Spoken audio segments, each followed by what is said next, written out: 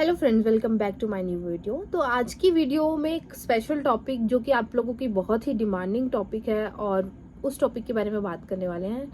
मुझे पिछली वीडियो में बहुत से कमेंट्स आए और मुझे बहुत ही पर्सनल मैसेज भी आए कि आप इस टॉपिक में बताइए, दैट इज़ कि अल्ट्रासाउंड रिपोर्ट मैं अपनी डिस्कस करूं और उसके अकॉर्डिंग मुझे क्या लग रहा था कि मुझे बेबी बॉय होगा या बेबी गर्ल होगा, या जो मिथ बनाए जाते हैं कि अल्ट्रासाउंड की रिपोर्ट में अगर ऐसा है तो ये होता है या ऐसा हुआ है तो ये होता है, तो वो आज हम डिस्कस करने वाले हैं इस वीडियो में। तो सबसे पहले मेरे पास यहाँ पे मेरी सारी अल्ट्रासाउंड रिपोर्ट्स हैं। देखिए, नॉर्मल अल्ट्रासाउंड जो होती है पूरी प्रेगनेंसी में 3 ट्राइमेस्टर होते हैं और 3 ट्राइमेस्टर के 3 ही अल्ट्रासाउंड होते हैं जो कि मेन होते हैं, फर्स्ट सेकेंड थर्ड।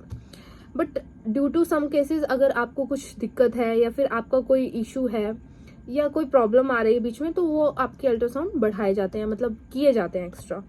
तो मेरे अल्ट्रासाउंड जो हुए थे वो 5 हुए थे। ऐसी कोई दिक्कत नहीं थी, बट एक केस हुआ था कि मुझे कुछ मूवमेंट फील नहीं हो रहा था 7th मंथ में, तो एक एक्स्ट्रा कराना पड़ा था और एक स्टार्टिंग में भी एक्स्ट्रा ही हुआ था मेरा। जो तीनों मेन होते हैं, फर्स्ट ट्राइमेस्टर, सेकंड ट्राइमेस्टर और थर्ड ट्राइमेस्टर का अल्ट्रासाउंड, उसे मैं सारा जो मेन होते हैं, जो भी पॉइंट्स होते हैं, जो कि मिथ होते हैं या फिर जो पॉइंट्स नॉर्मली समाज में फैले हुए हैं, उसको ही डिस्कस करेंगे क्योंकि बहुत सारा कुछ लिखा होता है।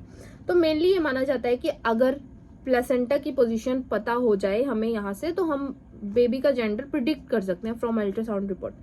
ऐसा माना जाता है कि अगर अल्ट्रासाउंड की रिपोर्ट में प्लेसेंटा की पोजीशन एंटीरियर होती है तो लड़की होती है, एंड प्लेसेंटा की पोजीशन अगर पोस्टीरियर होती है तो बेटा होता है। बट ये मेरी रिपोर्ट्स में बिल्कुल गलत है। मेरे तीनों ही अल्ट्रासाउंड में जो प्लेसेंटा की पोजीशन आई थी वो एंटीरियर थी और उसके बावजूद मुझे बेबी बॉय हुआ है। तो ये जो था, ये मेरे केस में बिल्कुल मिथ था, ये बिल्कुल गलत था। प्लेसेंटा की पोजीशन से आप प्रिडिक्ट नहीं कर सकते। Placenta is only the way जिससे खाना प्रोवाइड होता है बच्चे को, दैट्स ऑल। वो चाहे प्लेसेंटा एंटीरियर हो, पोस्टीरियर हो, चाहे लोअर लाइन हो। अगर ये प्लेसेंटा की पोजीशन से हम किसी बच्चे का या किसी का जेंडर प्रिडिक्ट कर सकते, तो ये प्लेसेंटा की पोजीशन हमारी रिपोर्ट्स में लिखी ही नहीं जाती, क्योंकि हमारे इंडिया में पहले ही बैन है बच्चे का जेंडर प्रिडिक्ट करना।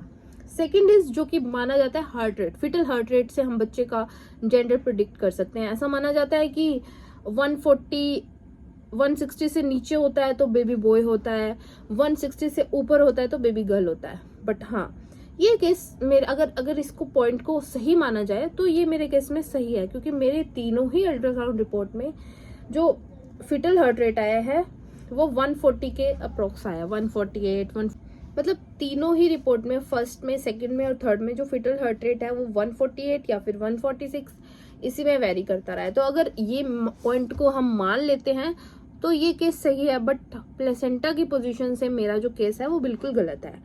तो जैसा कि मैंने सुना था तो उसमें से एक पॉइंट सही है, एक पॉइंट गलत है। तो मेरे अकॉर्डिंग शायद यही 2 पॉइंट्स होते हैं जिससे लोग कहते हैं कि हम बच्चे का जेंडर प्रिडिक्ट कर सकते हैं।